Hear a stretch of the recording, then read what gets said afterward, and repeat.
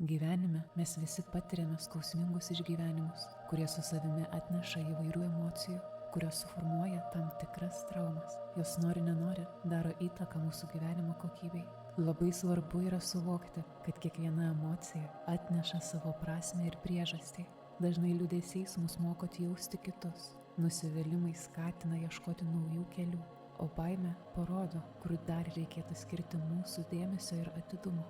Kuomet patiriame skausmą po praradimo, liūdesys tampa mūsų mokytoju, padedančiu suprasti, kaip yra svarbu leisti savo jausti ir paleisti. Arba kai susidurėme su pykčiu, dažnai giliau slypi troškimas būti suprastiems ir priimtiems.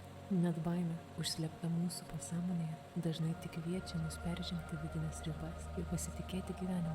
Pripažinus šias emocijas ir leidus joms egzistuoti, mes įgyjame galimybę jas paleisti, gydyti ir pasiekti gilią vidinę ramybę.